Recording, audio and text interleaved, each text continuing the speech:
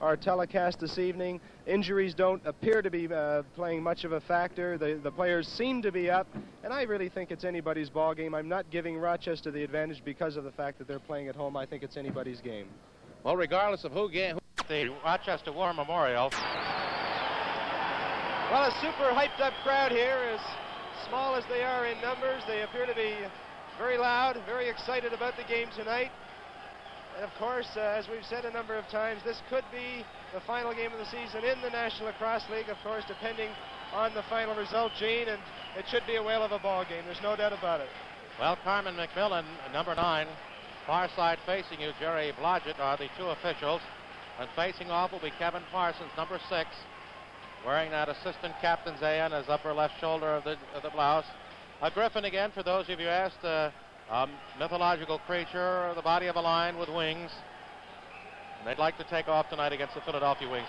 Interesting enough, we're on the sideline, is ready for the face-off with Jim Hickey there.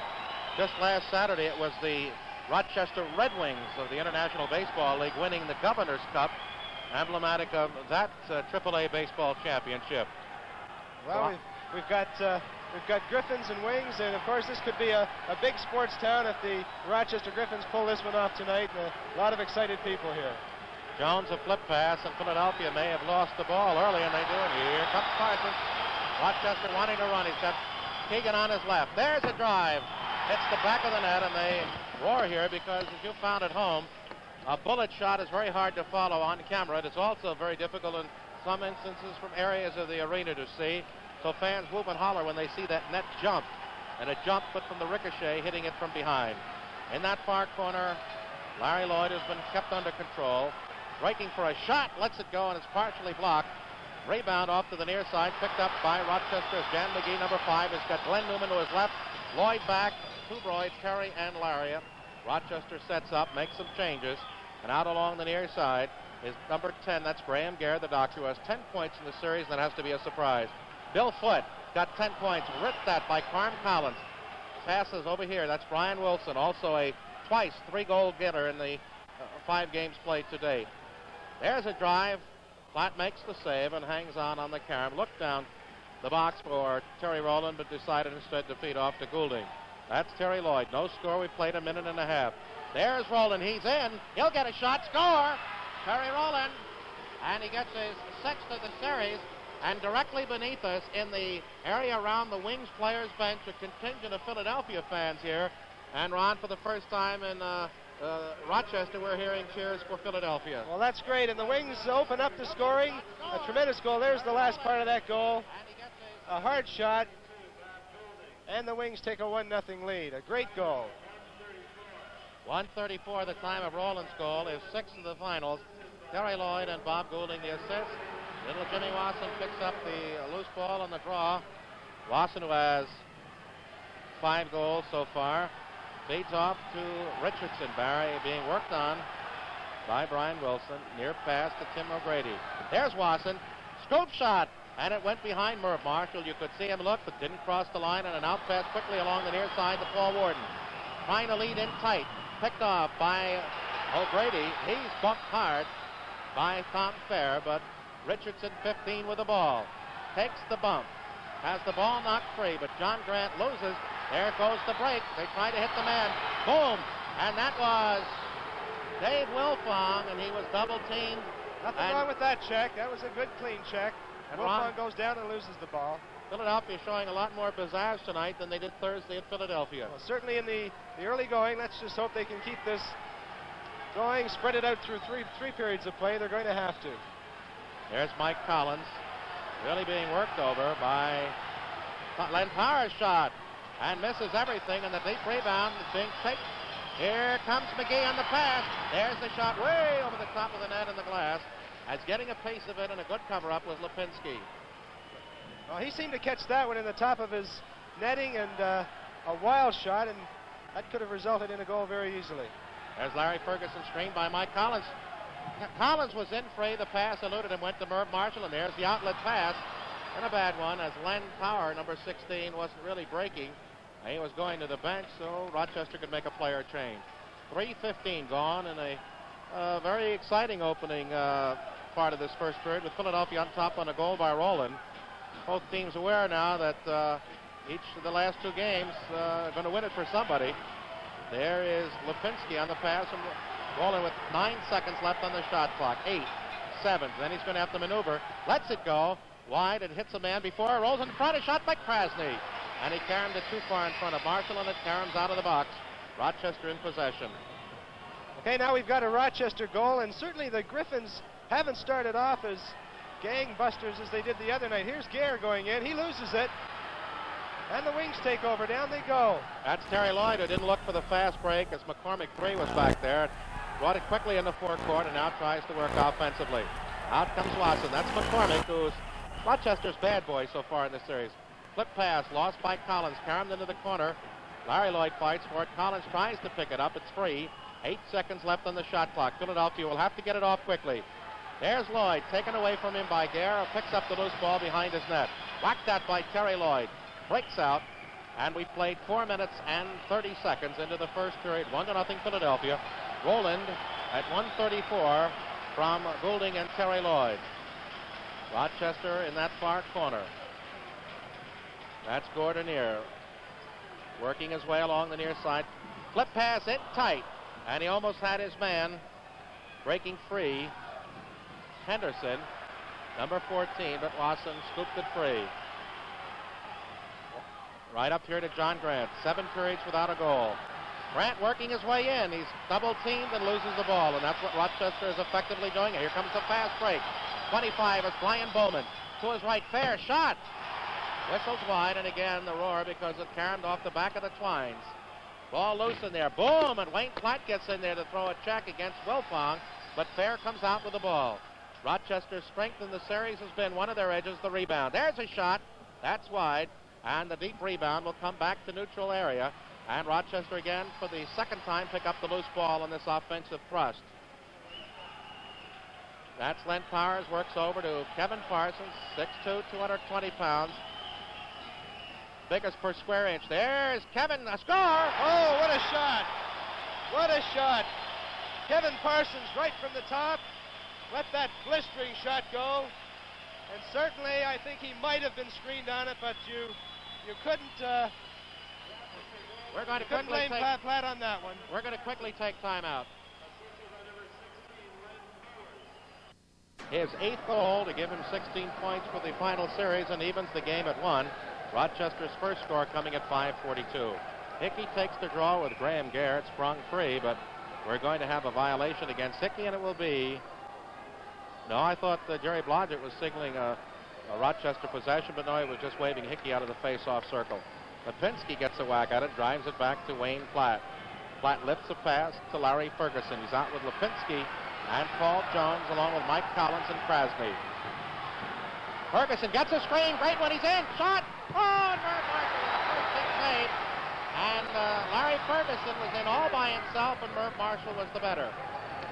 Now Rochester can take it to lead for the first time. And a shot wide, carrying to Mike Collins, away from Gordonier. Collins has stepped up. Good check in there by Graham Gare. We've had some hard checking so far tonight, Gene. No penalties called yet, so that would indicate we're going to have a tough game. There's a good shot on net, and a save by Marshall. That's Wilfong. Here he comes with Bill Foot. They made that quick box change. Ball fought for, and we've got a violation. If that ball's in that crease area, an offensive player can't even go in after it to touch, and that was the whistle as Wilfong got himself in no man's land, or no offensive man's land. Larry Lloyd still having trouble, and as he realized he was double-teamed wisely, I thought Ron tried to cover it over here for Kerry Rowland. Whack at Rowland, but all this has cost Philadelphia precious time, just 10 seconds left on the shot clock. Rowland right up the middle. He'll drive from right there, pass to Terry Lloyd, and the save in there. It's a fast break out, but fast.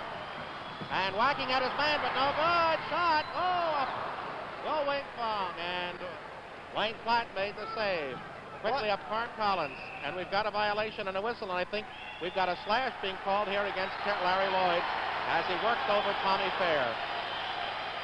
Blodgett had his arm up back in the Griffins corner just a few moments ago, and I thought we were going to have our first penalty down there, but I guess he elected not to call it.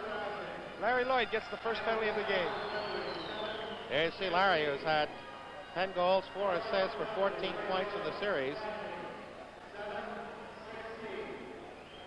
John Grant had 10 in the first 3 games, and he's only had he had 18 points after 3 games, but in the last 2, the Rochester Griffins have held the big score to just 3 assists. Okay, here we go now. Double teaming. Rochester having the ball, and they lose it. We're going to have a draw. The ball went over the boards, so we'll... That Jackie Gleason away we go elbows movement is really the referee's signal for a draw ball. That's right. And we've got the Philadelphia club here upset along the near side about something. Oh, I see what it is. The penalty clock did not run off any seconds, and it still shows 2 minutes on there despite the draw ball. Loose the... Oh, they blew the penalty. Rochester and Philadelphia tied at 1, and Philadelphia coming up with the ball. Remember, no shot clock violation now. Oh, there's a weak play as Hickey and Krasny had possession, and Ron, one of the real Achilles heel so far for the Wings in the playoffs, their inability to kill penalties. Well, that's a fact, and that's been one of their major attributes all year. They've been able to kill penalties, and their power play as well has been very potent. There's Parsons, very dangerous as a corner man. He's got Brian Wilson over here and foot on the other side. Parsons, he'll go right in, and he got part of his stick trapped by Lipinski, and the shot went wide. Now, you've got to get the ball up in the 4 box in 10 seconds, and Jimmy Wasson may not be able to do it. Worked over by Bisson. Now feeds in the forecourt, but you see there it is, and nope, Lipinski is whacked up by Fair. Triple teamed, and Rochester with the ball. And what I mean by killing penalties, not so much that they've not been able to stop teams from scoring, but they've not been able to keep control of the ball and run time off. So attacking teams like Rochester have had almost a 2-minute advantage in attacking and attempting to score. And you get that long, you'll put one in. Well, that's true. They've got, it's pretty tough, to get that ball over the line in 10 seconds. And there's a goal. Bisson scored from Wilson and Kevin Parsons on the power play, and it's 2-1 at 8:34, and we'll take timeout now for a message.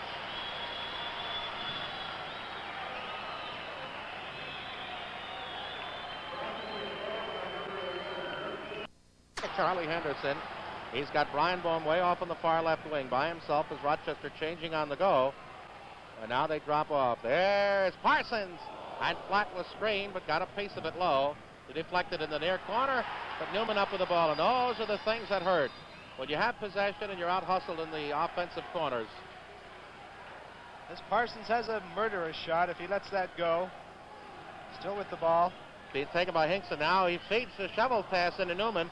Picked up, fed into Parsons, and Rochester flipping that ball around with alacrity, but Tim O'Grady was able to work it free and keep Kevin off. Here he comes.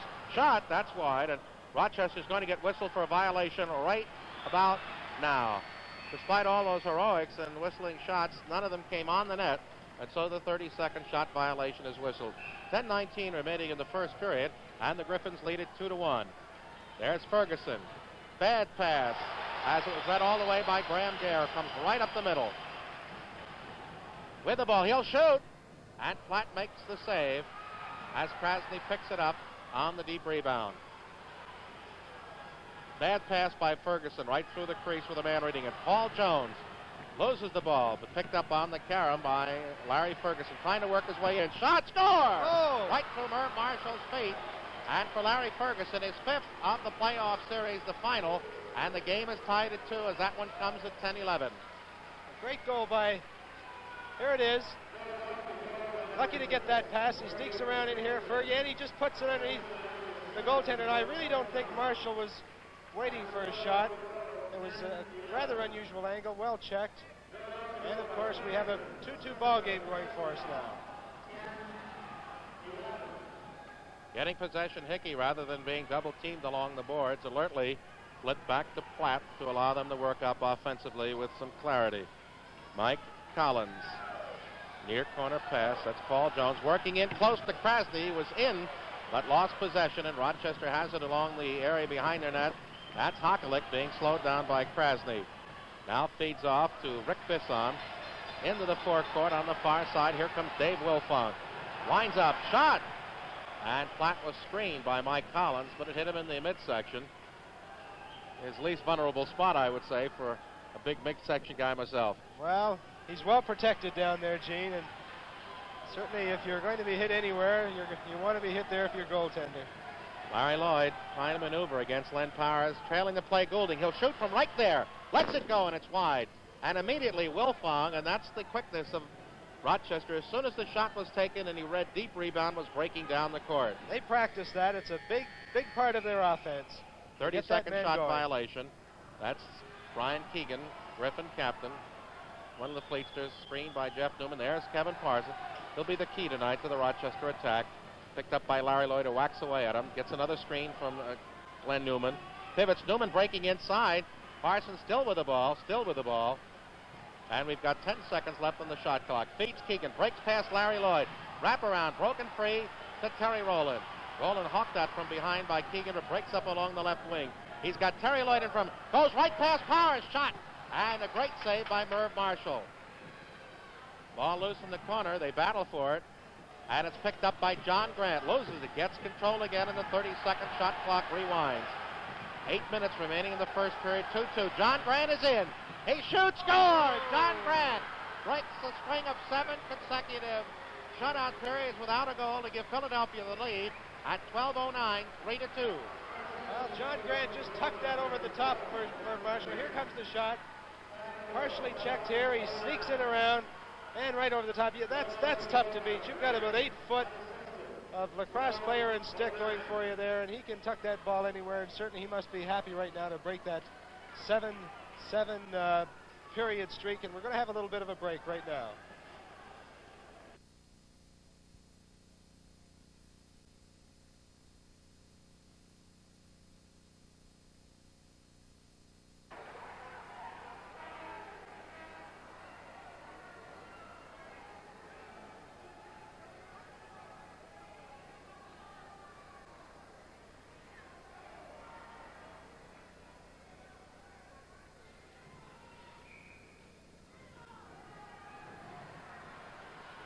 Back here in Rochester, 3-2 Philadelphia. Wasson's going to take a beating as he tries to work that ball and does back to Wayne Platt. Ron, do you notice anything tonight?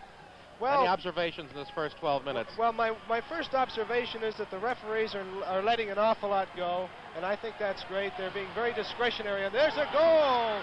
Yeah, little Jimmy Wasson. A big goal puts the Philadelphia Wings ahead 4-2. That was unassisted, although they may give Wayne Platt an assist for feeding him the ball. And let's watch this great individual effort. Look, he was bumped twice, and you saw there was a delayed penalty call. If you caught the official to the left of your screen, Jerry Blodgett, as there was a slash high on Wasson's shoulder. For Wasson, his 5th playoff goal, along with 4 assists for 9 points. 4-2 Philadelphia. Hinkson trying to get the ball and does. And now drops, it rolled off his stick. I didn't see it myself along the near side. And back to Rochester, who come up on the far side. That's Dr. Gare, Graham Gare. Make that Hockelick. Pivoting now. He'll go underhit. And always, Ron, I don't know if you know Bill Hockelick, but he always seems to like that scoop shot. And now we've got a fight. We've got Richardson over here with Bisson. And I don't think anything's going to happen. They're challenging one another. I think this is going to be the sound and fury signifying nothing.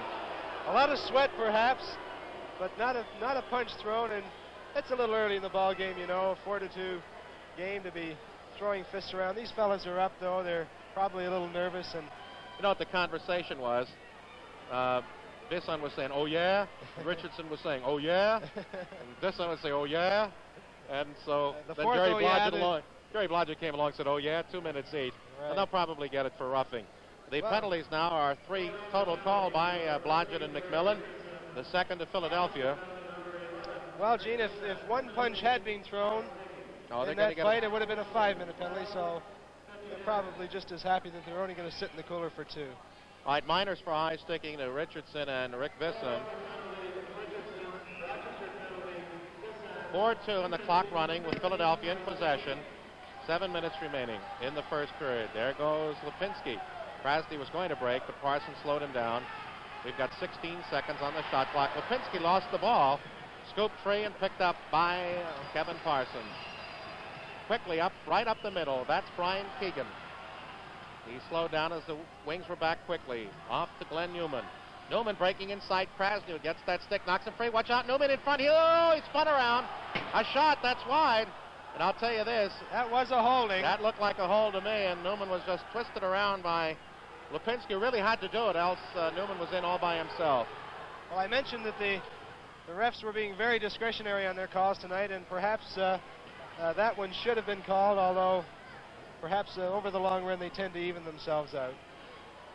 4-2, 6:05 remaining first period. The Wings have out Terry Rowland 27, 32 Goulding, 10 Carm Collins and Larry Lloyd. They're playing 5-a-side. Rowland working his way right on in, scores! Right around Graham Gare, his second of the night, and it's 5-2 Philadelphia. He's been their big gun tonight, there's no doubt about it. He's playing a heads-up ball game. Here comes the shot, right in, and no doubt about it, Merv Marshall didn't really stand much of a chance on that one. And a big 5-2 lead for the Philadelphia Wings. For Rowland, his 8th goal of the finals. And Platt picks up his second assist of the first period. And Philadelphia's Terry Rowland picks up the loose ball. Same foursome out there. Rowland spins past his man. Loose in front. Goulding tried to pick it up. Now has it in the corner. We've got 15 seconds. Plenty of time on the shot clock. Goulding inside foot. Bounces him off nicely as it appeared he had the corner turn. 8 seconds. 7. Now he's in.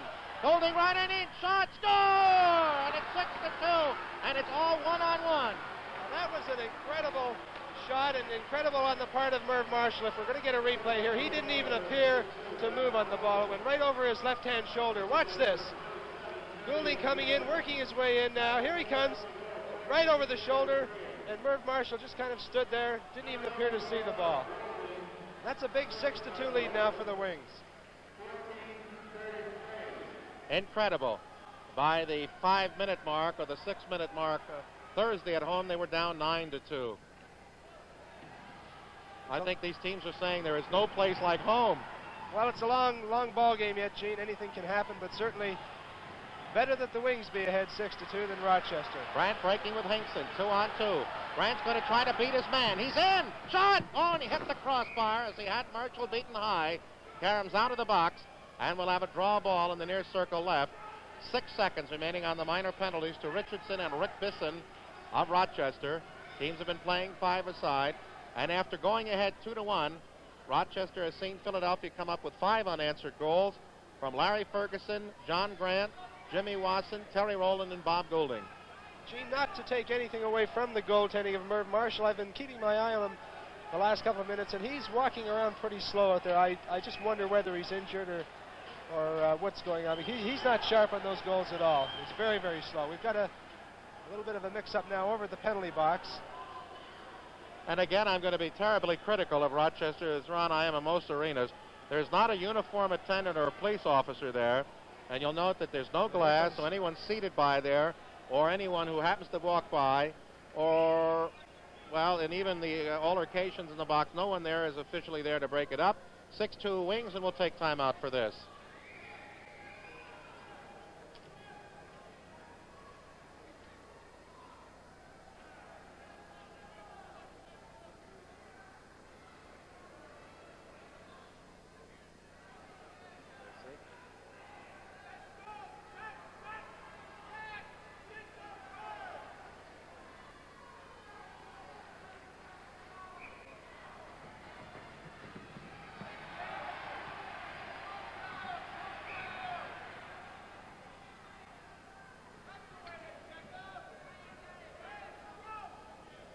Well, back to the play now. We didn't catch what the discrepancy was over there, but everything appears to be A-OK, and the play is back underway. We're going to have a face-off now to the right of Merv Marshall.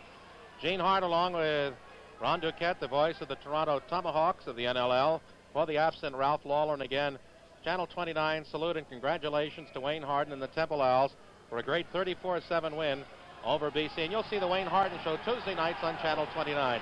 That's Tim O'Grady as the Wings are getting all of the loose balls and playing very well right now. John Grant. Penalties are over. Teams at full strength. Grant winding up. Drives. Marshall the save. The ball is loose. Still scrambling for it in front of the net, and it caroms to Marshall. And we've got a violation, an in-and-out play. And it will be Philadelphia on the violation, taking it in the corner. All right, Wasson now being worked on by Keegan. Clock running, plenty of time, 25 seconds, 4.5 minutes in the period. There's Hinkson, in! Just as he wound up the shoot, ball knocked free. Vicious check in there. Thrown, and we're going to have a interference violation against Rochester. Philadelphia with the ball, 15 seconds on the shot clock, and that's Barry Richardson. That's the first real zoomer thrown tonight. There goes Richardson, bumped that by Kevin Parsons. Shot, a bad angle shot. The poor one carrying out along the near side. Oh, and Keegan is buried, but the shot clock winds its way down. 4:02 left in the period, 6-2 Wings. They scored first, and Rochester came back. Kevin Parsons to tie it. Rick Beeson on a power play goal, and then the Wings came up with 5 big ones in a row. Gare picked up by Jimmy Wasson. Pivots, looking for help. Just passing him on the right side was Brian Wilson. There's Bill Foote. Foote picked up by Lipinski, and now switch goes to Jimmy Wasson. Double teaming him. Foote working his way past. He's right on in. Save, and then it rebounded and goes in. Wayne Platt made the save, and it carroned off him, hit the crossbar, came back, hit him, and carroned in to make it 6-3. And Bill Foote gets his sixth goal of the series. Here we go. Billy works his way in. Now there's the stop. Wayne Platt just able to get his shoulder on it, dribbles by. And we have a 6-3 ball game. The Rochester Griffins now starting to come back. All right, and it's strange that the goals tonight, most of them have been scored on one-on-one efforts rather than good passing or breakaways 2-on-1. That's a fact, Gene. The defensive units are playing tremendous out there. Not an awful lot of shots on net, and they're really playing it tough. Well, there was Glenn Ferguson wide open, pushed into the corner. That'll be a violation against number 15, Brian Wilson. But rather than working their way, one man is isolated and been able to beat his man and go in on the goaltender. That's how close they're playing it and how tough they're playing it. You can beat your man, you can get in and get that shot away. There's Lipinski. It means that they're picking and screening well for one another. Lipinski breaks free. Shot. Marshall had it. There's the break, and he's looking down court quickly. And breaking is Len Powers. Trailing the play is Bill Foote. He's bumped right off nicely by Jimmy Hinkson, 5. Loose in the corner, smashing check thrown by McCormick, or against McCormick by Glenn Ferguson. And we had a slight delay here as off camera, Foote had the helmet knocked off his head. I was going to say, Gene, that's the first time this quick break has really worked for Rochester tonight. They got that one away fast, but of course it didn't materialize. They really didn't get that good shot away. All right, McCormick has it. 17 seconds on the shot clock. There's a quick pass out, shot by Gare. And the save by Wayne Platt, scooped into the net area by Zenny Lipinski. Even that ball lays back there. It's not like hockey where the offensive player can go in there and poke it free. Once it's in that semicircle and that lined area behind the net, the offensive player just cannot go in or touch. Goulding has trouble along the near side, controls. He's out with Lloyd and Collins along with Terry Lloyd and Richardson. Goulding, who's got a goal, winding up, trying to get past his man, can't. Working the other way, loses the screen as they switch effectively. Reading the pass was Henderson, and he comes up, trailed by Hockelick, 2 wings back. There goes Henderson right up the middle. Winds up, pivots inside, pivots again, can't get through. Now he does. Oh, and he bounces it off Wayne Platt and gets his own rebound. And that's pretty tough when he had big Terry Lloyd right there, having to give away at least a half a foot of height. Turning inside is Glenn Newman. Back to McGee. Shot. Save. Score. Well, it was picked up by Platt, and as he raised the stick, it flipped off the stick into the net as we take timeout for this.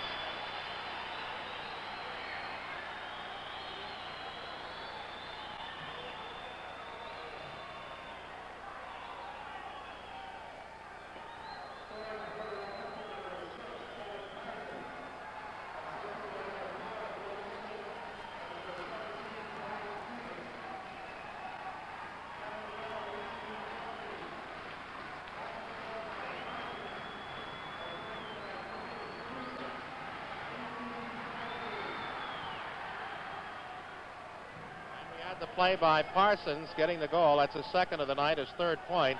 And getting the assist, Glenn Newman 4 and Wilson 15. And it's now 6-4 with a minute and a half remaining in the first period. Wings on top by 2. They've led by as many as 4. O'Grady in past his man, loses it. It was picked off in the air by Parsons. He has it slapped free, and Philadelphia gains control on that fine cover-up by little Jimmy Watson. O'Grady was in and then had the ball tapped free. There's Grant, who has scored one tonight to break a shutout string of 7 periods without a goal for him. 18 seconds left on the shot clock. Working on him is Len Powers. Grant trying to cut inside. He'll come the shot right now. Shot wide, and it caroms out of the box, and it will be Rochester ball. Grant had gotten inside Len Powers, and then caromed the shot wide. Rochester changing personnel, bringing out a fresh unit. That's Gare with the ball, number 10, picked up by Lipinski, 9. Into the corner. That's Gordonier. Winding up, getting past Hinkson, right in front, all alone. Oh, great save off Bill Foote by Wayne Platt. Beautiful pass by Gordonier as he sucked Lipinski over and set up his man by himself in front. And that time it was Platt coming up with the Wings' biggest save of this opening period. 31 seconds remain.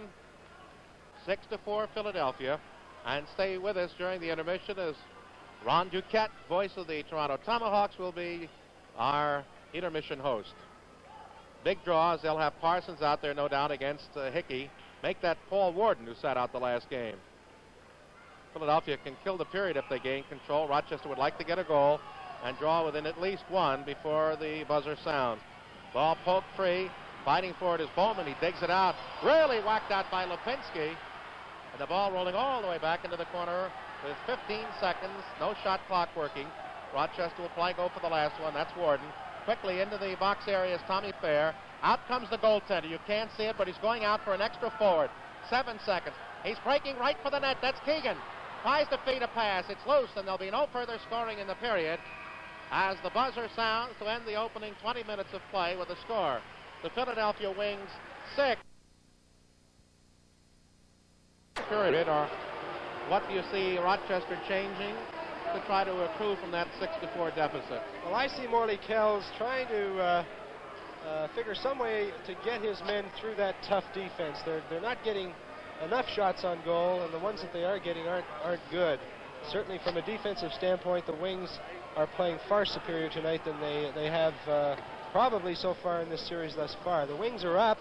I don't know how much they can stay up. They appear to be very tired, and they have all through the series, but they certainly don't look that tired tonight. Let's hope that they can stretch this one for 2 more periods of play.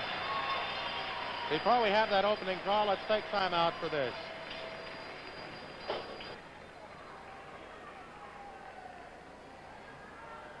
There's Ron Duquette for the absent Ralph Lawler. Rochester moving to our left. And the draw between Hickey and number 6, Kevin Parsons. Slipped up into the corner. There goes Glenn Ferguson with Jan McGee. And Philadelphia's success in the first period. And there's an errant pass thrown away in there by Hickey, and it looked like Rochester will gain possession when it appeared Philadelphia had the ball. Parsons winding up, shot, and saved by Platt. Flips up into the air off his stick, and he gets the carom on the way down and plays off to Krasny. 6-4 Philadelphia. This is it. The Wings lose, it's all over, and Rochester wins the Nations Cup. Philadelphia win, and they go at it for the 7th and final game at Philadelphia on Tuesday. 14 seconds on the clock. We're going to get a shot. And a fine save on the low drive off the stick of Paul Jones by Merv Marshall. That's Parsons. And Rochester quickly always changing on the go, particularly from offense to defense. And that may give them that shape edge in the last period. There's a drive. But again, the high shoulder save, and it came off a drive by Len Powers or Brian Wilson, number 15. Philadelphia, of course, playing the deliberate style. And doing so, you hope to slow the pace down and keep Rochester from doing the thing it does best, run.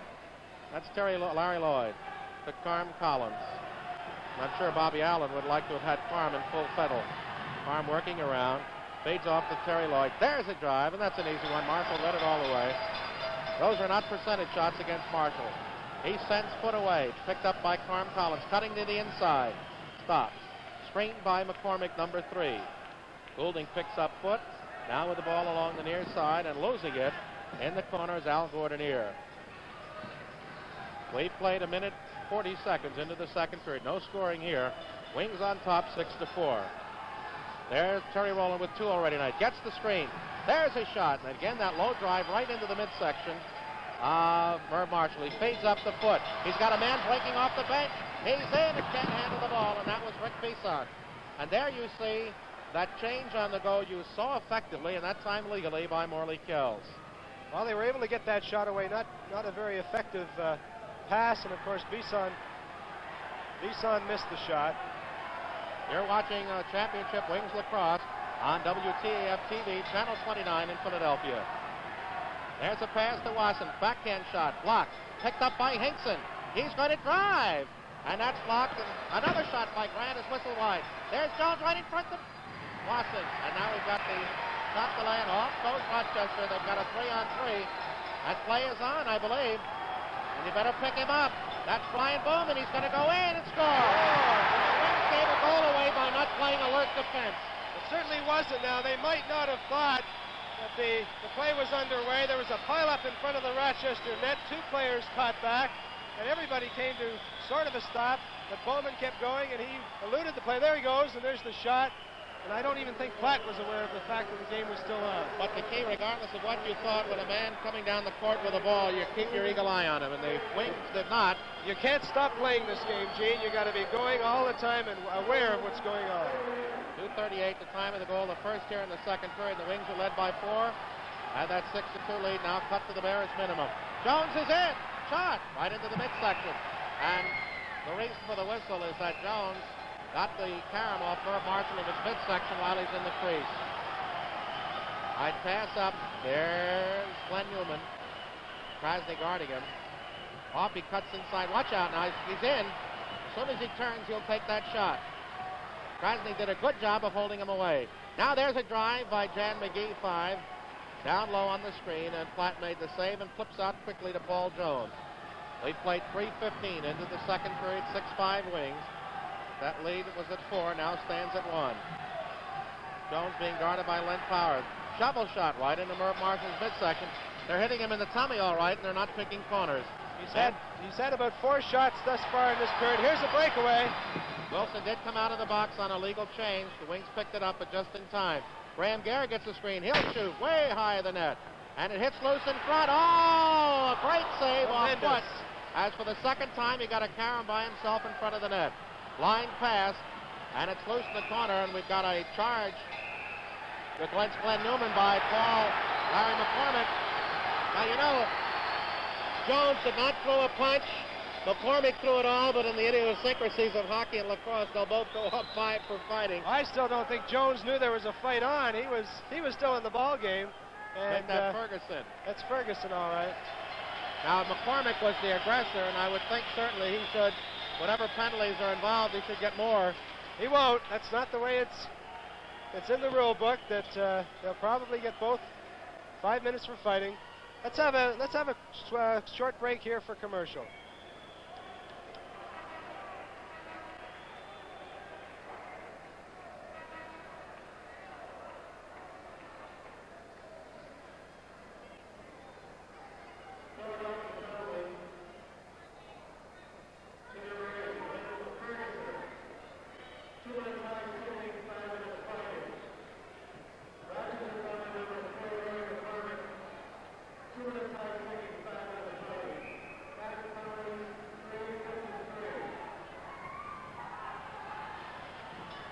Back here, Philadelphia. Carm Collins in. Shot, and Merv Marshall a save.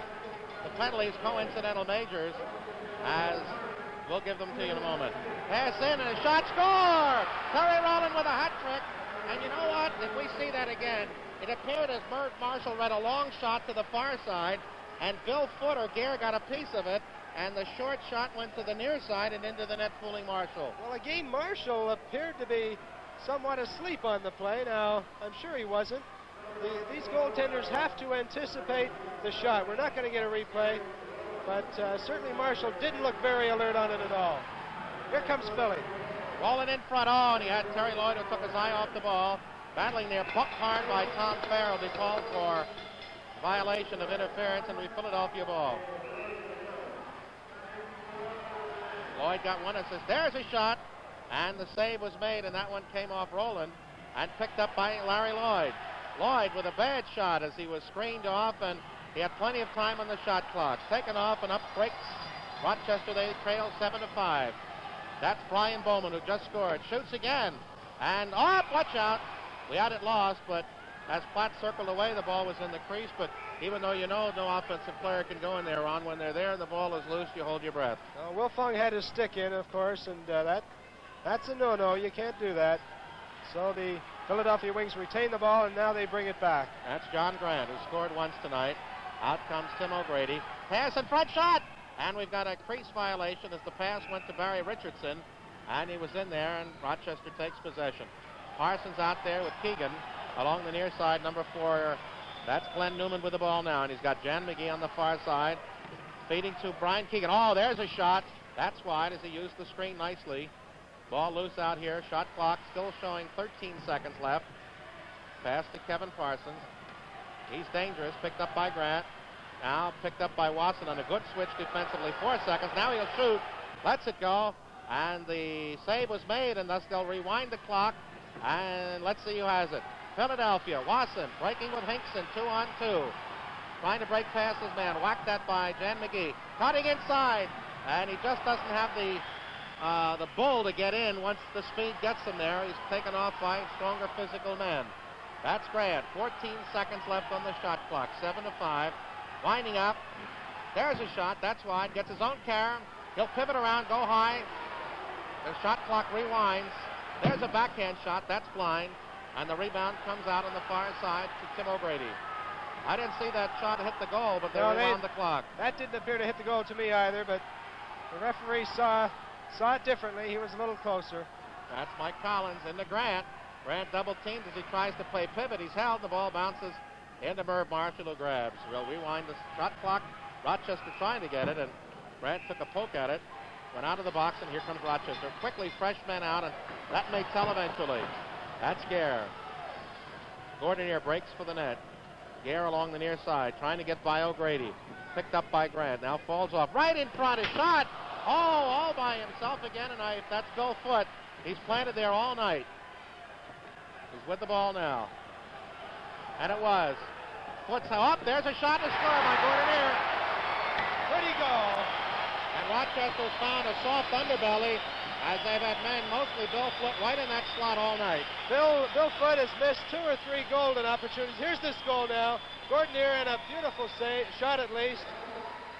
And, of course, the Rochester Griffins come within 1 now of tying this ball game all up. For Gordonier, it's his 10th goal of the series. Foote and Gare get the assist. And Foote has a goal and an assist, but if he had any kind of shooting luck tonight, he'd have 3 goals. But they're drawing Philadelphia away, and you know, in the first part of the series, they weren't sending a man through. They were working open side and taking the long shot. Now they have Philadelphia reading that and sending the man in the middle to break him free. 7-6. There's a check. Ball broken free off Wharton by Krasny. Spins away nicely from watch out. And then you throw that blind pass to the man with his back to the ball. Very dangerous. Here comes Henderson up the middle. He'll drive from right there. Score! A bounce shot from about 15 feet out, close in. And young Charlie Henderson, number 14, ties the game up, and these fans here in Rochester go crazy. Here's the score. Bounce right off the floor, as you can see it. Wayne Platt very dejected. We now have a tie ball game. Well, Philadelphia at one juncture led 6-2. So Rochester has now outscored them in their splurge by 5-1. Ryan Bowman got 1 assist on that for Henderson's first point of the playoff series. And again, it was that bad pass to Paul Jones on a blind, with the man obviously going to take him right out. And Philadelphia had possession, gave it up, and Rochester scored. There's Goulding. And of course, now Rochester has to be inspired to tougher D. Shot, hit the crossbar. Rebounded out, and a great recovery by Jan McGee. Up to Parsons, 1-on-1. He'll break. He'll try to take it in. Got a man in front. There's a pass blindly behind Glenn Newman. Far side pass. There's a drive. With Bisson, and Rochester leads 8-7. Ricky Bisson, number 11. A blistering shot from away out, and boy, the Rochester Griffins now appear to have momentum. Here's the shot now. Watch it. There it goes. And that's a blister. Ricky Bisson Well, they only had 4 goals the first 20 minutes, but they picked up 4 here in the first 8 minutes and 6 seconds of period number 2. Well, now the Wings would like to get back quickly and get that tie. Not allow Rochester, with this fan support now and realizing adrenaline means a Nations Cup, like to get that one back. And look at that misread by Tim O'Grady, who took his eye off the ball as he tried to roll it to Wayne Platt and almost coughed it up. Here comes Graham. Pass to Wasson. There's Hinkson. Score! And a great play. Good passing. Wasson to Hinkson. It's tied. You know, it almost appeared with that mix-up down at the other end by Tim O'Grady that they were going to lose possession. They got the ball up very, very quickly. Here's this passing play, and Hinkson tucks it in. A tremendous goal. Let's take time out now for this.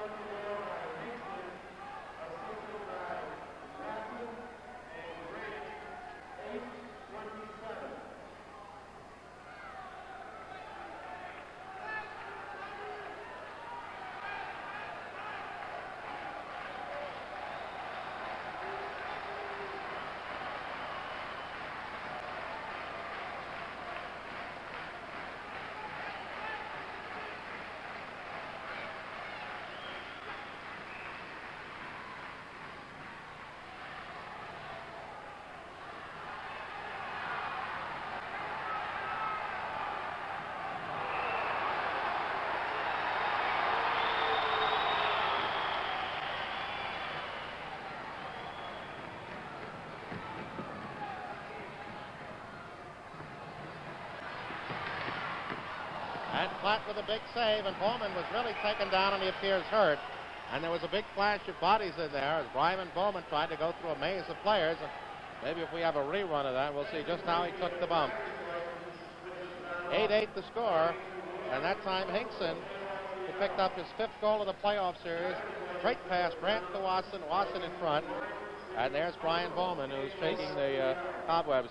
Well, we didn't have the play in front. Just off the camera there is Mr. Bowman. He's going to be all right. I think he probably just had the wind knocked out of him. Here he comes. Caught one in the midsection. You know, in hockey, when you come in and shoot, you're vulnerable, but your arms are down. But here, usually, you're shooting with your arms up. And if you get hit in the breadbasket or on the side, your ribs taken, and you're really more vulnerable, I think, than any other sport. All right, Wings trying to take the lead again. That's Mike Collins, 8-8 the score, being worked on in there by Foote. Gets in, but as he breaks through, the ball is taken away and a good chop from behind, and that's Philadelphia's play now as up comes Jan McGee. That's number 11. Jones picking him up. There's Kevin Parsons. Score! And I don't know if you could see it that quickly, but Parsons, rather than letting the ball settle, almost took a swing at it on the moving pass and tucked it past Wayne Platt for his 3rd goal of the night. Watch this. There he goes. Boom. And he just directed it into the net for a great goal to make it 9-8. His 3rd goal along with an assist. And Rochester again takes that 1-goal edge. 9:20. We haven't reached the halfway point yet. By Hickey and Foote. Pass off to Krasny. 3-on-2. Gordonier going to catch it and score! Krasny on a solo effort. Boy, they're just one after the other. And each time Philadelphia falls behind, they come back quickly to knot it. And for Joe Krasny, his 1st goal of the final round. Well, couldn't have been a better time to get it. Tying this ball game up. This has just been a tremendous second. There's the goal. A tremendous second period, Gene. Rochester starting off very poorly, of course, in the first period, and coming back. And boy, I'll tell you, it's hot out there, and these fellas are really playing a whale of a game. Well, Hickey got the assist. It's his 1st point of the playoff round. Krasny's 1st goal. There's a screen set up against Zenny Lipinski by Warden, and coming over as Merle Marshall came to attack was Charlie Henderson. He has a goal tonight. Missed the first 4 games through injuries. Working against Paul Jones. Pivots, knocks Jones off. Winding up. Shot. Bounces over the net. It'll be Philadelphia ball. Conditioning has to tell, and maybe superior usable manpower late in the game. As we said, no air conditioning here. Very hot in the building, and the pace here, I would think, is one that down the stretch might favor Rochester. Here comes Terry Rowland, who, like Kevin Parsons has 3 goals. Terry right in front to Lloyd. Shot. Marshall tucked tight against the short side post. And protected and saved, and it's still 9-9. 9:40 left. Here comes Tommy Fair. Slashed at by Rowland. Shot on the blind. As obviously now Morley Kells, I think, has just told him, run, go, wear him out, and we'll grab him in the 3rd period. Well, that's their style, Gene. They play the running game, and if you can curtail it, here they come now, you're going to beat them. This is Wilfong with the ball. Possessions of the ball or loss of possessions on good defensive plays you take as part of the game, but when you cough them up on your own errors, in this kind of situation, they're painful. That's Keegan, picked up by Hickey. Side of the net, he's got Glenn Newman there, but Glenn was shielded off by Larry Lloyd. Parsons sets up a screen. Right in front is Wilson by himself, and he couldn't take the ball, and you could read that. Terry Rowland, as he had a man down court fighting for the ball, taken away by Parsons. And we're going to have a penalty against Rowland for slashing, and you'll see Merv Marshall coming out off camera, and shortly Rochester will have a 6 forward out there. Keegan, now here he comes. The 6 forward is Gare. Winds up, shot high, off Wayne Flatt's shoulder. Now Rowland will go off at 11:23 for slashing. Well, gee, this is one of those questionable calls now. We've had a lot of slashing tonight, and this is the first one that I think has been deserving that has been called. And Terry Rowland's playing a heck of a ball game. He scored 3 goals, so playing a very aggressive game, and I don't really think that he felt that he was going to get called in that play. But however, maybe the referees are going to try to slow it down just a little. Terry has his head buried, and just to his left, that's Bill Dix, the official of the NLL, who's in the penalty box to see that order and law is kept. Don't bite your fingernails, Bill. You're supposed to be an impartial rooter, and anyone who bites his fingernails is not. Only the coaches are doing that tonight. Morley Kells perhaps dressed up for pictures as on a dapper blue checked shirt with a white collar, all of the Gay 90s style. Ball free, Lipinski going after it. He's taken down, and we're going to have a violation against Rochester, as Lipinski seemed to have Bill Foote angled, and Foote took him down, and so the Wings have it in forecourt. And now let's see if they can indeed try to keep from getting trapped. Bad man to have the ball in the board area. You can get double teamed too easily. And Wasson gets right out of there quickly. Wasson cannot get jammed against the boards. See, he's going to get pushed out. Now he's got to break free. Now look at him slash out there. We've got McCormick banging away at John Grant. Great job by little Jimmy Wasson. Get away from the boards. He was grabbed and taken off. Still with it, but finally loses it. But killed 30 seconds of precious time off that Philadelphia penalty. Now Morley Kells will send out his attack unit. And the leader right now is Gordon Ear. Bisson and O'Grady just about came to blows out there. Some pretty tough checking. There's Ryan Wilson to Gordon Ear. Yeah, now Wilfong will shoot. Very weak. And it bounced over Platt's stick as he appeared to have it, and Rochester in possession. 2 seconds, 1 second, that'll do it. 30 seconds, and now Philadelphia has 10 seconds. Up, we've got a timeout, as Bisson in the corner appears to have done a little knee damage. And as he tried to stand up on that left foot, you could see it buckle a little bit. Rick Beeson. He's a tough little devil. While we find out just what the story is with Rick, late in the 2nd period, 9-9 the score, and we'll pause for this.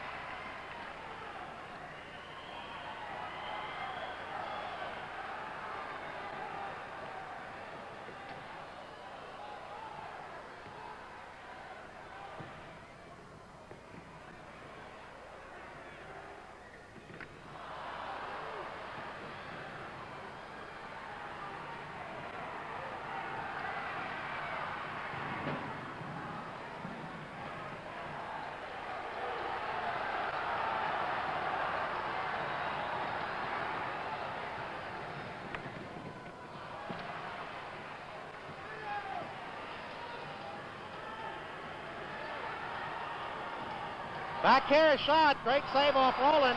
as he was sent in free, trying to get free, and kicked it, and it will be Philadelphia ball, not because Rowland kicked it, but because his stick was being held. All right, clock is running, 6:25 remaining second period, 9-9 to score. Shot by Larry Lloyd, not a good percentage one, and the save was made. Lloyd doesn't seem to have the mustard on those shots. No, not at all.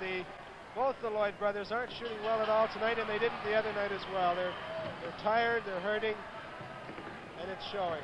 Wilfong in front. He's got his man there. The ball poked free as Glenn Ferguson put a good check on Charlie Henderson. Marvelous game. Great checking, good shooting, tough defense, and worthy of what might be the final game of a final series. Philadelphia fans say no. Pass to Lipinski. No place to shoot. Fades over to Terry Lloyd. He's there. Shot right into Merv Marshall. He steps out. That ball's no man's free. A shot, a score! Did you see that?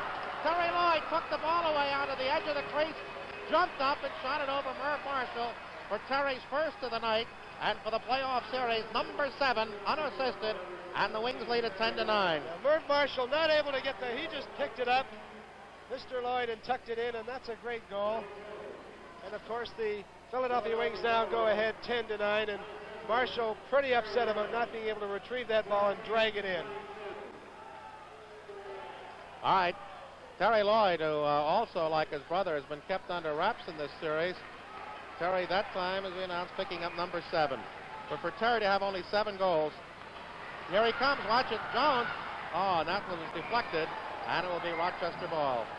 Even though you catch part of the shooter's stick, unless it's the ball, then it's just as if the shooter knocked it out. In other words, if a man were coming down, as you see Hockelick doing now with the ball, and you hit his stick and the ball flips out of the rink, off Hockelick, and it would be Philadelphia's ball. That's Keegan. He's a whippet. You'll never see him much on defense, but he's quick and he likes to lead fast break. Breaks away from Lipinski with 15 seconds left on the shot clock. Playing right in. There's Newman. Score! And they're working through that middle on a good pass, and he shot going away from the net to tie it at 10. And for Newman in the series, that's his 6th goal. Well, that's a tough shot, Gene. He was on his offside, and there it is, a difficult angle. He just tucked it in. And I think that Wayne Platt probably didn't cut the angle off as well as he'd have liked to on that shot. He tried to get over a little too far, and of course he left that nice, neat little opening. And another tie ball game. And that time it was fed back by Gare to Merv Marshall. Rochester 10-10 to score with 5 minutes remaining in the second period. Have a chance. Up, we've got what do we got, a fight in the corner? No, we've got men losing their sticks. Shot hit the crossbar, and we took our eye off the play as Brady in that far corner with McCormick took their sticks and were teed off the fight, and the play was still going on. That's Foote. He'll get a shot. Can't. Screened off by big John Grant. 15 seconds on the shot clock. They're working very effectively to the man breaking through the middle. He spun around, now drops back to Gary. He'll wind up. Shot on the screen. Catches John Grant. He gets the carom off his own body and starts up 3-on-2. Doesn't have anybody to go to as they cut the angle off nicely. Now he's got a man breaking on the far side. Couldn't hit him soon enough. There's Hinkson. Hinkson is hit in the head by McCormick, and McCormick will go off. And McCormick's been a real hatchet man in this series and picks up 2 for high stick or slash.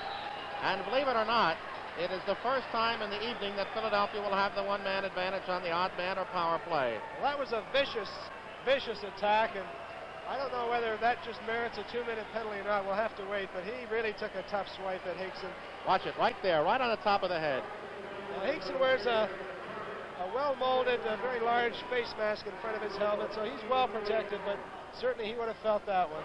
Well, McCormick already picked up 7 minutes in this period for a little fight with Glenn Ferguson. He almost had another one just earlier when the gloves came off, and I don't think anybody realized that the other was interested in a fight, so they went back to playing lacrosse. Now here's where Maury Kells has been able to hold off the outstanding Philadelphia power play, because when he gets the ball, he brings his goaltender out, gambles with an empty net to have that extra player to kill time, and thus put 1-on-1 instead of Philadelphia having 5 defenders against 4 attackers. But he evens it up by pulling the goaltender. All right, let's go now.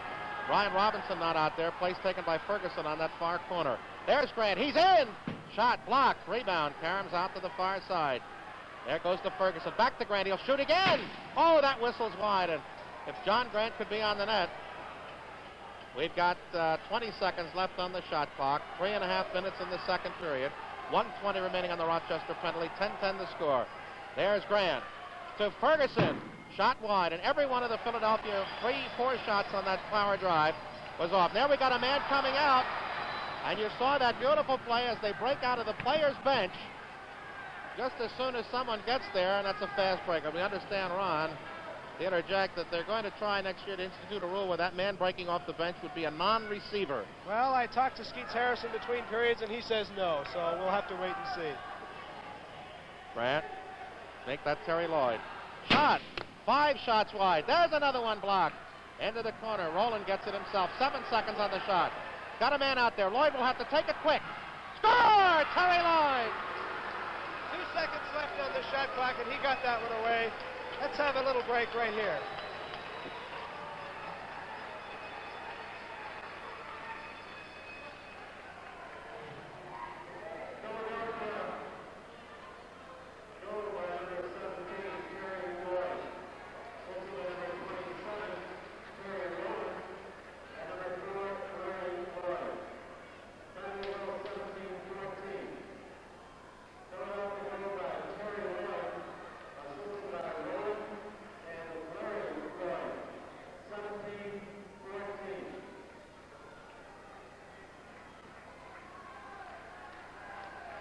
Now, the replay score by Terry Lloyd. It's his second of the night, his second of the period. The Wings' first power play goal, and they lead 11-10. They've been outscored in this period by the count of 6-5, but they've taken the lead. Ball loose. That's Keegan. Chopped away from him, and watch this bump in the corner. Lipinski didn't want to go after Keegan and be called for interference. Ball broken free, and there's Burt Marshall. That big fish basket. That's how you pull trout out of those big streams up in Canada. That's right, Gene. Lots of them, too. Parsons, who has 3 goals and an assist, top point getter of the evening with 4, gets the screen, winds up. Now he's picked up by Tim O'Grady. Very deliberate. Now he breaks free. Now he's held, double team. Man in front, all alone. And he doesn't get the shot, McCormick. And they keep drawing Philadelphia out and getting that free basket. Lipinski trying to scoop the ball free, and finally does, but not as he had hoped. At the net, but back at his own goaltender.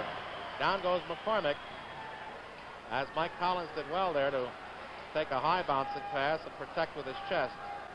1:40 remaining in an outstanding game, and particularly the second period. Rochester coming back to take the lead. They're trailing by 4, and the Wings coming back to take it right away from them. Right in front. That's Hinkson trying to make the move. Make that Glenn Ferguson. Pass to Collins. Karma shot.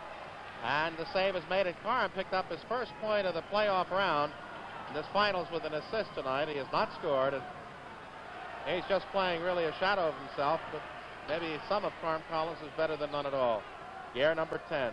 17 coming right in your screen is Terry Lloyd. Gare wants to go one-on-one. He's in! Score! Right through Wayne Platt's legs. And I don't think Wayne was happy with that. Gare shot, and Wayne just opened up the gates, and down she went, and we're tied at 11.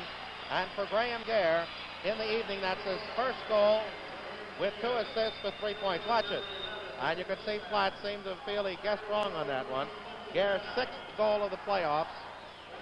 He has 8 assists for 14 points. 11-11. Well, it would appear to seem, unless we have a wild and woolly last minute in 5 seconds, team with the greater stamina and the one that wants it the most is going to win it. As we figure to go into the last period, almost even Steven. Ball in that melee. Finally picked up by Terry Rowland. Last minute of play in the period. Terry gets a screen. He's got a man there in front. Shot. Oh, and a great save, but it didn't matter as Marshall forced Terry Lloyd to dink enough to take him into the crease. Pass and a wild one intended for a man who breaks free, and Rochester will get it back as they threw the ball away, and the Wings weren't able to capitalize on the loose ball. 35 seconds remaining in the period. Wings led by 2 coming in. Flip pass. Wrap around. Knocked free. Ball still loose. And Philadelphia trying to get it. It was blocked by Kevin Parsons. That finally pops up into the stick with 20 seconds left in the period of Carm Collins. Arm right up the middle. 15 seconds on the shot clock. Pass to Grant. Shot, and again, John Grant misses as he just is not on target. Ball free in the air. Broken away by Larry Lloyd. So fighting for it. Nobody's going to get a shot. 2, 1, and the period is over. As the buzzer sounds to end a bristling second period, with the score, the Philadelphia Wings 11 and the Rochester Griffins 11. There you have it. It was 6-4 at the end of the first period. And in the second period, actually it was 6-2 at one juncture. And Rochester came on to get 2 goals, one by Parsons and one by Bill Foote. So it was 6-4 at the end of the first period. 3 penalties called, 2 to Philadelphia. There was 1 power play goal, that against the Wings, scored by Rick Beeson. The shots were 18-15 for Philadelphia. Period, Rochester.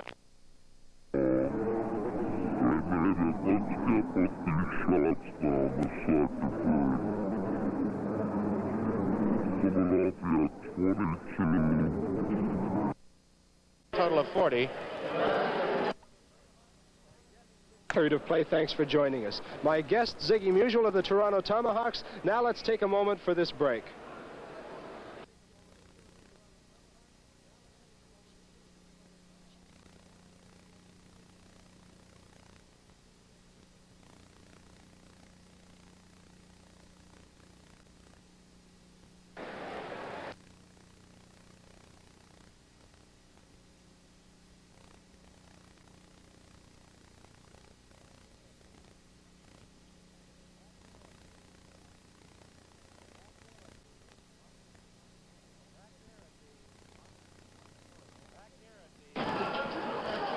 Back here at the Rochester War Memorial, we're awaiting the return of the teams in what could be the final period of box lacrosse for this 1974 season. The score is 11-11. Rochester with a victory would win the Nations Cup 4-2. And we hope you'll hang on, because regardless of what happens this evening, we have arranged to have a camera down on the dressing room areas to let you meet many of the Wings who were not able to join us on the telecast because of their playing activities. And if it's in a losing cause, I know they're going to want to very much thank Philadelphia for their reception. And of course, the winner will be a little more jovial. They'll talk about that 7th and deciding game at the Spectrum on Tuesday. Many changes afoot next year. There may be an expanded schedule. There are certainly going to be some franchise switches. Rochester, Syracuse, and Toronto all appeared headed elsewhere, as attendance-wise, Philadelphia #1, Rochester or Montreal #2, and Maryland #3 did a job. Tonight's tonight, and of course, most apropos place under the seal of the city of Rochester, which is on the stage end to our right. It's one of these combination auditorium stages, ballparks, arenas, and the like. The former home of the Rochester Royals of the National Basketball Association. And of course, the Royals then went on to Cincinnati. Now they're the Omaha Kansas City Kings. Maurice Stokes, among one of the brilliant stars to have performed in this building. And of course, the nearby city along the Mohawk, Syracuse, the Syracuse Gnats, and the Rochester the Rochester Royals made great rivals. And of course, Syracuse came eventually down to Philadelphia to become the Philadelphia 76ers. Ron Duquette, who's joined us, in case you're wondering about the absent Ralph Lawler. Ralph had the pleasure this afternoon, along with Herb Adderley on WCAU Radio, to do the Temple victory over Boston College 34-7.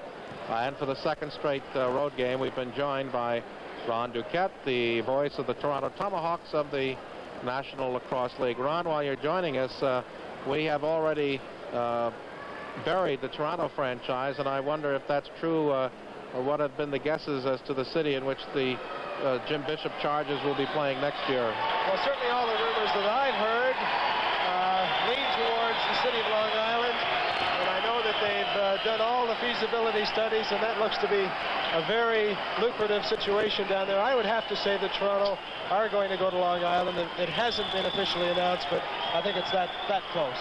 Well, they have the Mets and the Jets and the Sets and a girls softball team named the Pets. And I just wonder what's left. Well, I guess Toronto are going to have to change their name to something else, and perhaps it'll be along the same lines as some of these other clubs have been called. But I know the reception wasn't too exciting in Toronto. They're looking forward to a much better season in year 2 of the National Lacrosse League. I would think probably in New York, the Garden or Uniondale, box lacrosse would go well because the fans beat each other with sticks in New York during hockey games. They ought to enjoy seeing it done professionally on the ice. Well, certainly the fans down there too are used to lacrosse, the field version, and they're somewhat familiar with the rules. I really think that they'd find this a very exciting game. Of course, they're very familiar and aware of the game of hockey, so it appears to me that hockey fans have been able to attach themselves to this game very, very easily. And I don't think there's any doubt that that whole market, that whole area, will take to this game very much. All right, we're set to go. Rochester moving to our right, Philadelphia to the left. 11-11 the score, so we may be down to the last 20 minutes of play, but could have overtime and sudden death. We might play till next Tuesday. But we will have a winner tonight, so don't go away.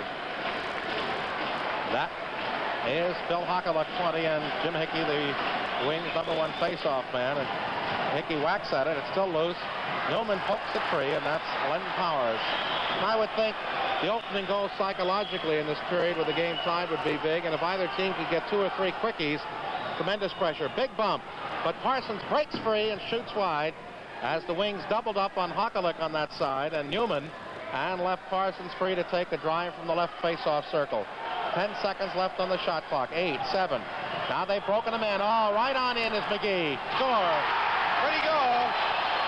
Now, you saw the one Rochester Griffin draw the 2 men away from the opening, and of course Jan McGee found the opening and scooted right in and tucked it away. And that's a perfect play. Here we go. And he ran right by Larry Ferguson and Paul Jones. Maybe a Cardinal defensive error.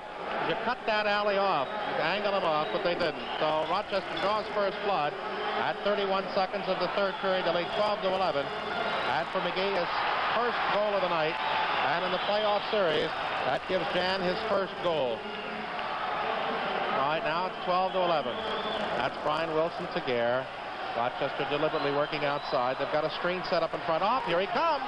Oh, and he shot wide as he had Platt drawn out, but a good bump at the last second by Larry Lloyd made him lose position. And for the second time, Rochester has the ball. They've owned it for the whole minute. 4 seconds left. The shot, Platt the save, and this time Philadelphia finally gets the ball and have a drive up the box to see if they can tie it. Quick pass up to Terry Lloyd. Got brother Larry in the far corner. Loses the ball. Here comes Brian Wilson. 4 on 3. Right up the middle. 5 on 3. Pass to McCormick.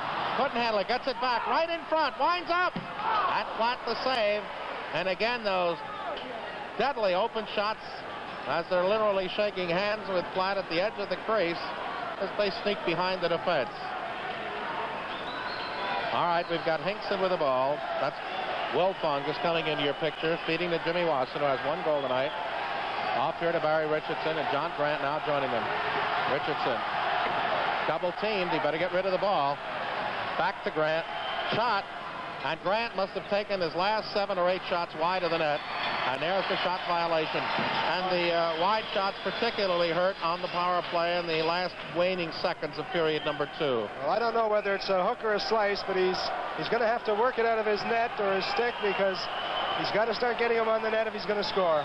There's a drive, bounced way wide of the net, and it came off the stick of Foot, and it will be Philadelphia ball as it bounced out of the box. There's Hinkson flipping off to John Grant.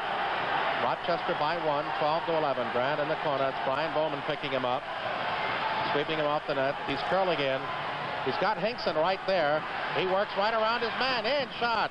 And Fair came over nicely to double team and break it up. And what they're doing, the weak side defender, if Grant turns his man, comes to double team. There's a pass, rolling past Charlie Henderson and covered by Wayne Platt. As Grant, working at an angle left to right, peels past his man. Again, the weak side defender comes over to pick him up and take him off the play. 20 seconds on the shot clock. That's Watson. He's got Tim O'Grady screening for him in front. 13 seconds on the shot. Pass right in front to Hinkson. Shot is awry, and out comes Kevin Parsons. Pass break up to McGee. McGee cross-check, taken down and loses the ball, and that's gutsy little Jimmy Wasson. He's a Tiger. 150 soaking wet. And with lead weights in his pocket. Larry Ferguson up along the left boards. Picked up by Keegan, number 17, facing you. In the corner, 15 seconds on the shot clock. Paul Jones. Blind shot, blocked and scooped up by Kevin Parsons, feeding Merv Marshall, and Marshall is whacked at as Philadelphia is going to try to go after him every chance they can. Freshman on the court for Rochester. That's Keegan feeding over to Gordonier on the far side. McCormick is out there. There's Gordonier, worked on by Lipinski. McCormick in front of the net. There's Gordonier still right out in front in the crease. And as he went down, he shot, but the whole play academic. Once he went into that crease, he violated the rules, and back comes Philadelphia. 4-on-3. Quickly, Ferguson looking for Lipinski. Double teamed and taken right off the ball. Philadelphia's offensive patterns breaking down. Defense by Rochester is sharp. Right up the middle, Bill Foote. This is Graham Gare. He'll drive. Save by Wayne Platt. Philadelphia doesn't want Rochester to get out in the lead by too far. They are now up by 1, 12-11. We've played 4:25 into the third period. The only goal here coming off the stick of Jan McGee. And I would think just because of the pressure, there won't be a lot of scoring in this last period. Well, I think they're going to concentrate on defense and that quick break and keep it down. 6 seconds. Roland again losing the ball, and Philadelphia not getting shots as they try to roll into the middle, and Rochester has it well clogged. Out comes fresh troops again. Wings have out there Carm Collins, Terry Rowland 27, Terry Lloyd and Larry Lloyd 17 and 4 respectively, and Bob Goulding 32. That's Paul Warden. Flipping into Fair. Score! What a great shot. Tommy Fair on a reverse shot, 13-11, and we pause for this.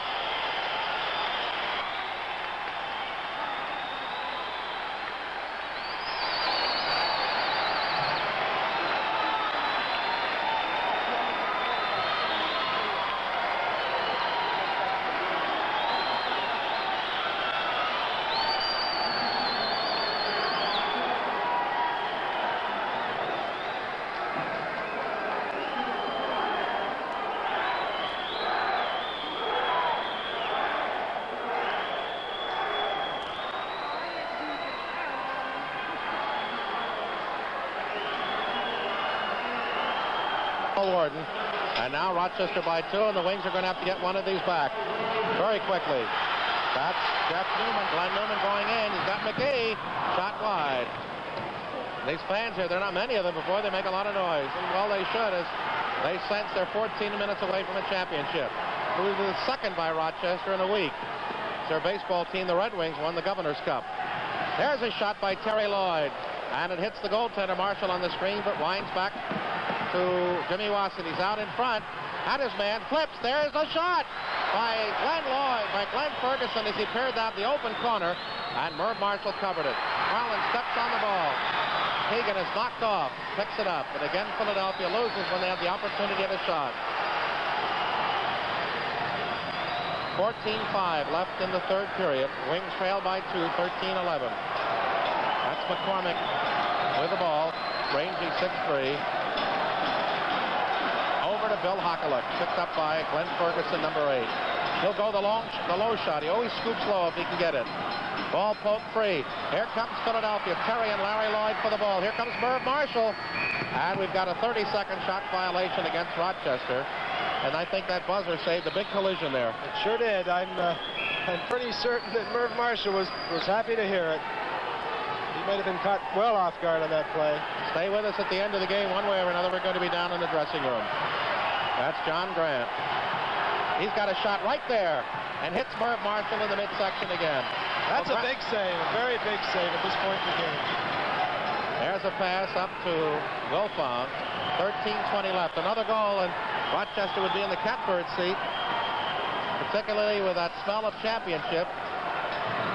There's a play being made on that far side. Tim O'Grady, a bad pass to Henderson. He scoops it up with 5 seconds on the shot clock. 4. Rochester's going to lose without a shot. 3, 2, 1, and there it is. And there's a violation in Philadelphia now. To the clock, we've played 7:05 into the third period. Rochester scored the only goals and leads at 13-11. They trailed 6-2 at one point. That's John Grant. Brian Bowman getting checked off. Grant with a shot, and those are poor percentage shots, and we've got a break by Wilfong, and he picked up the ball. But again, you got to have it before you can run with it. Grant's still having a hard time finding that net. And of course, since Wilfong did not gain possession, the shot clock continued to wind its way out against Philadelphia. Here comes Dan McGee. Got the first goal in the period. That was a big one. Peeling off is Len Powers, trying to hit back. Pass block, under scoop shot, and Flat made the save. A good drive in there by Lenny Powers. Wings are just psychologically going to have to put one in soon, because they see that clock working against them. They trail 13-11. There's a shot. That's wide. Rebound off the glass. We've got a break. There's a man all alone. And going in is a man. He loses the ball. Boom. And that was Glenn Newman. And we'll probably have a draw ball. But Newman had Wayne Platt all by his lonesome and couldn't control the ball. Break for Philadelphia. We'll have a draw in the near circle with 11:46 remaining in the third period, and Rochester leading 13-11.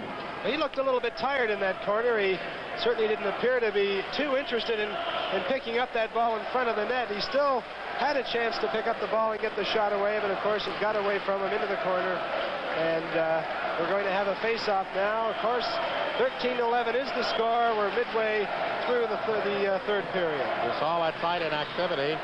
Ball loose, and Bisson has it for Rochester. Worked over by Paul Jones, the number 11.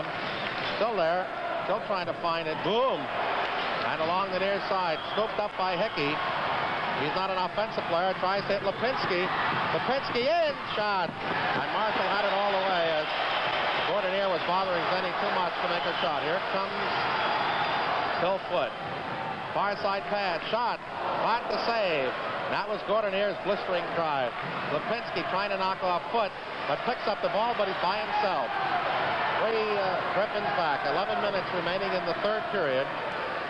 Wings have not scored here in the first 9 minutes. They trail by the count of 13-11. Both goals in this period by Rochester. They're playing super defense and not allowing the Wings to get around Merv Marshall. Now out in front, shot by Ferguson, whistles wide, and Cairns into the seats, and the Griffins take over. Well, we're halfway through that third period, or just about halfway through, and the attendance here tonight, 2,525, a pretty dismal crowd for what could be a final playoff game in Rochester. WTF-TV, Channel 29, Philadelphia. Watch this, he's in, and bounces it poorly over the top of the net, and that was Tommy Fair. You know, the crowds for the three games here total around 6,000, which didn't match a single game crowd in Philadelphia. 10:15 left in the third period. 13-11, and they're yelling defense here. Back to Lloyd.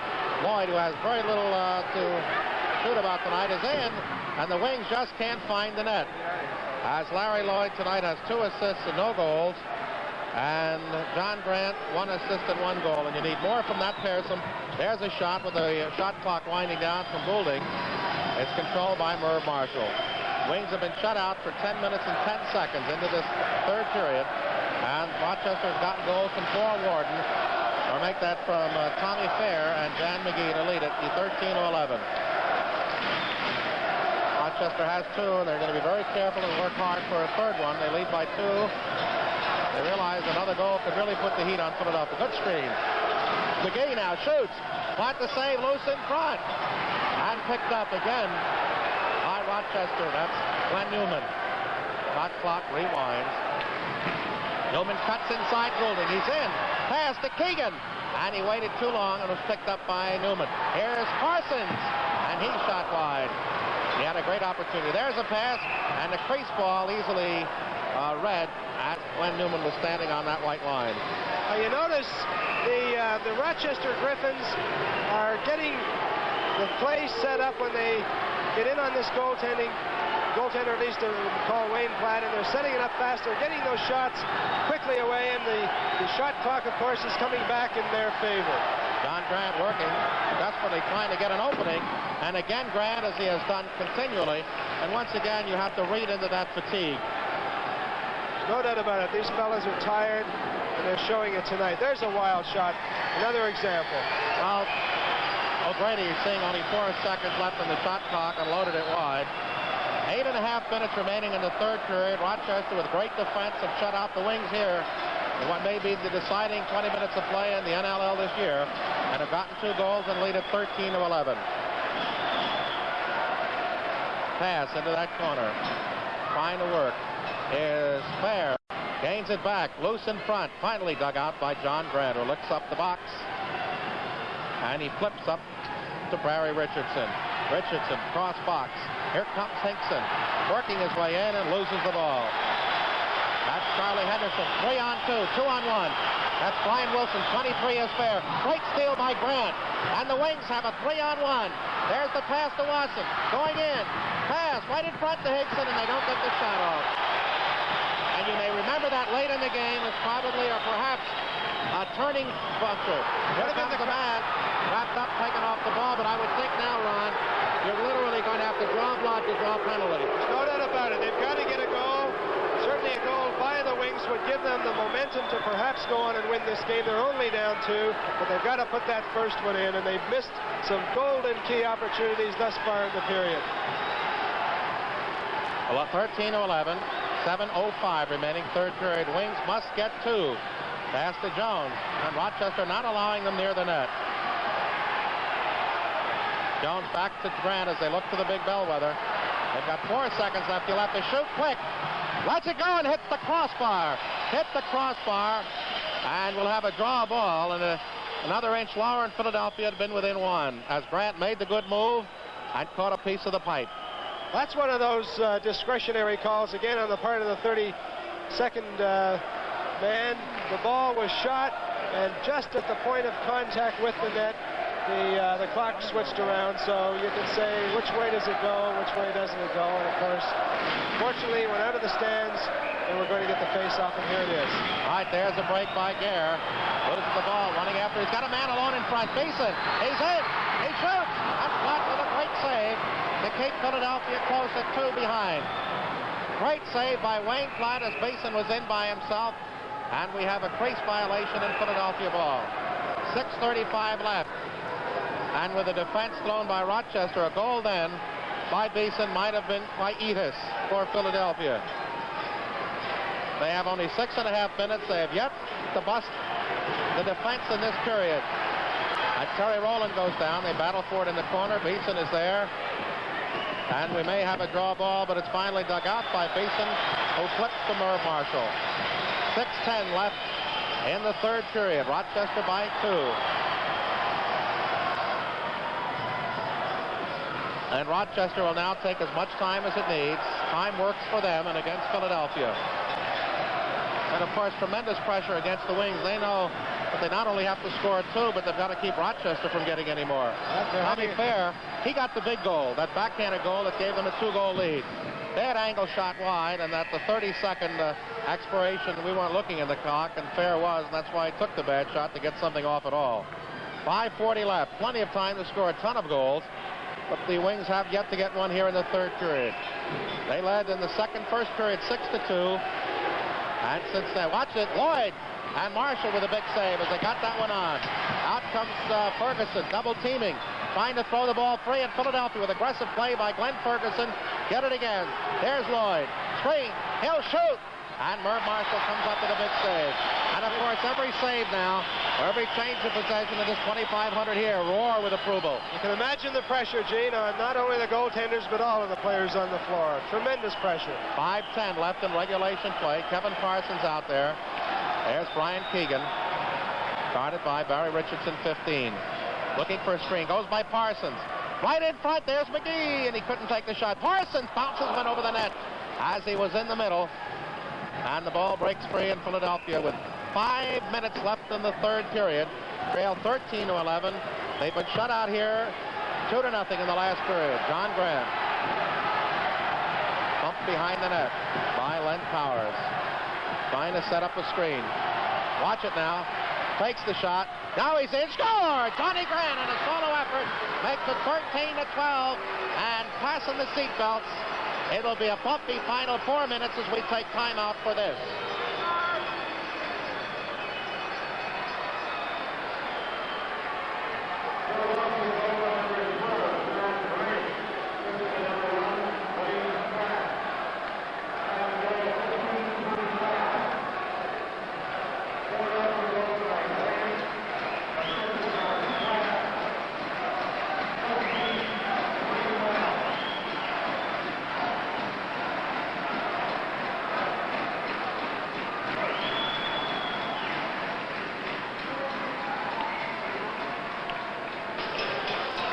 Well, a tremendous goal by Johnny Grant, his second of the night.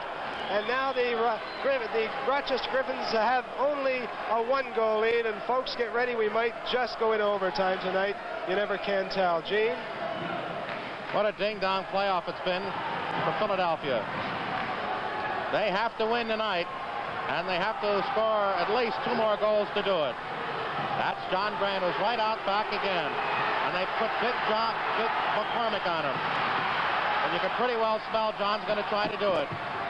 He's got Wasson alone in front.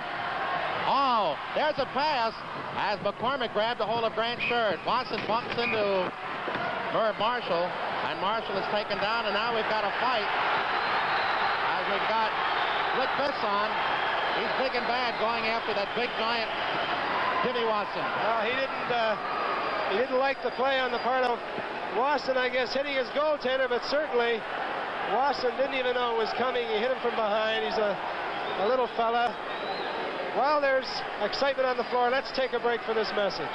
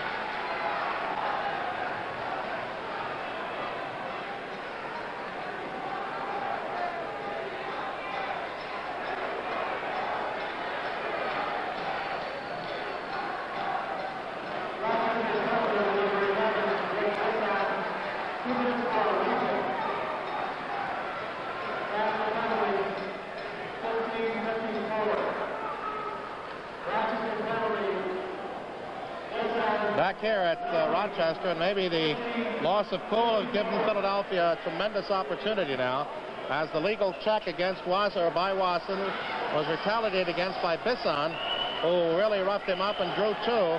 So the Wings, who have 4:06 left in the third period and trail 13-12, have a power play opportunity now as Bisson picks up his second penalty and the 6th of the night, and there he is.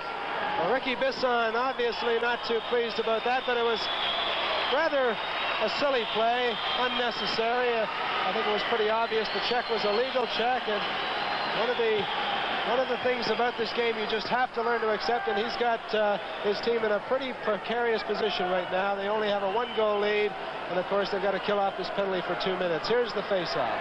All right, Philadelphia must get the ball. And they do. And out will come the power play unit. And this may be the ball game right here.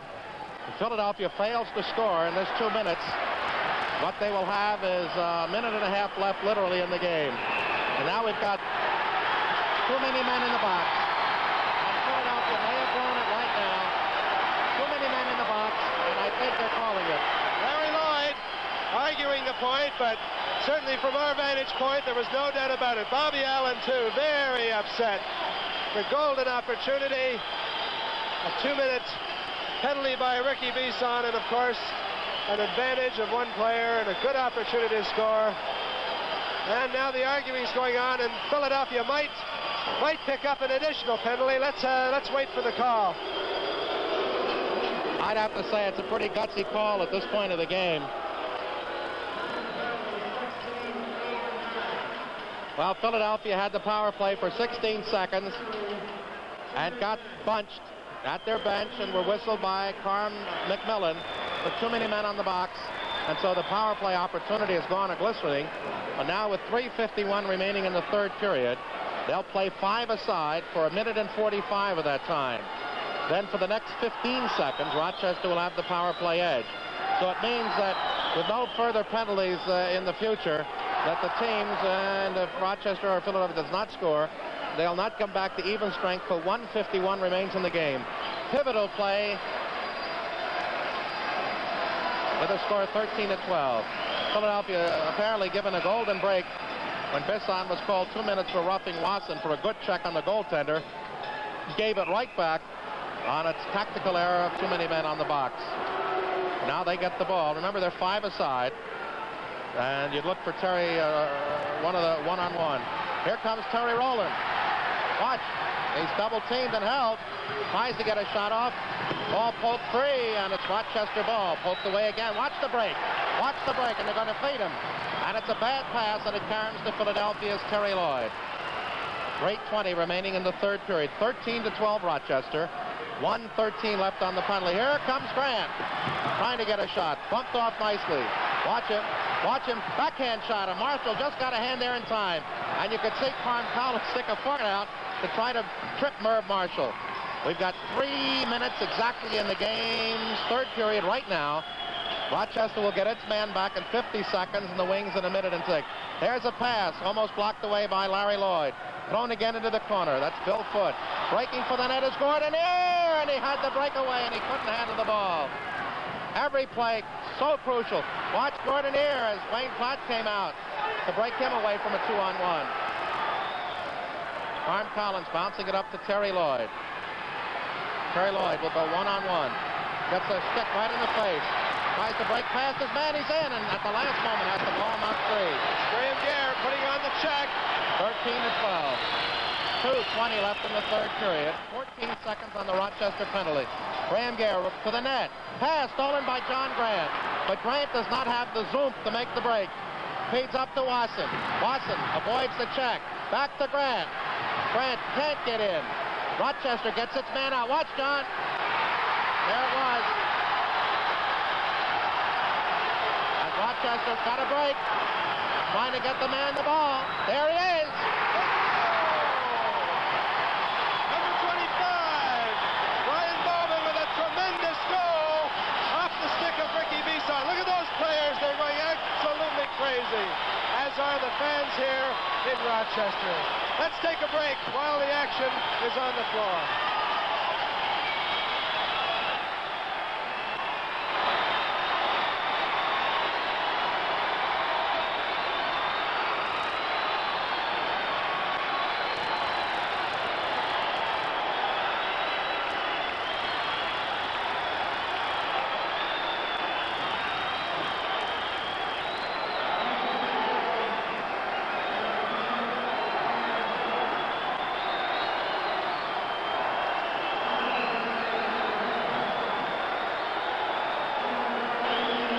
Here at Rochester, Brian Bowman may have given Rochester the Nation's Cup, as John Grant did not see the man, nor was he warned about the man breaking out of the penalty box. They broke it free. They broke down the court. They hit the man by himself, 25 Bowman, and he gets his second goal of the night. And for Brian, for the season series, it is his second goal. Both of them tonight. The Wings trail by 2, and now they've got to go hell-bent for leather, and they're going to pull Wayne Platt. 1:40 left in the third period, 14-12. And 2,500 here standing. We're number 1, and they may well be. And Grant has the ball stolen away, or Lloyd by Brian Keegan, and now they can run off at least 30 seconds. They'll try to rag timeout. And Philadelphia has to go get the ball. 18 seconds left on the shot clock, 1:20 left in the third period. 14-12 Rochester. There's Kevin Parsons. Ball bounces out. Philadelphia with possession. Off Parsons with 1:15 remaining in the period. They're running the clock, and Philadelphia now working into the 4 box. That's John Grant with the ball. They don't have a goaltender. Grant to Ferguson. Back to Grant. There it is. And the save is potted out into the corner. 1 minute remaining in the third period. And Rochester's going to get the ball. And they've got an open net. Here goes Keegan. He goes right in, but he's going to hold the ball to be sure. He's in, and he doesn't take the shot wisely. As long as Rochester has the ball, Philadelphia cannot get a goal, and it looks very bad now for Philadelphia. 40 seconds left in the third period, and they're roaring here. The Wings down by 2, and they've played a valiant series, but it appears as if Rochester is going to be the first recipient of the Nations Cup. 20 seconds left. They're going to lose the shot clock right now, and it will be Philadelphia in possession, and the clock is running with 18 seconds left. This place is going crazy, yes, Dave. Absolutely crazy. 10 seconds. Grant's going to have to get one off in a hurry. Lloyd, the save is made. Lloyd with the ball, back to Grant, 6 seconds, and that's going to do it. 5, 3, 2, 1, and it's all over. And the Rochester Griffins have won the Nations Cup. A great series and a great final game. The final score, the Rochester Griffins 14.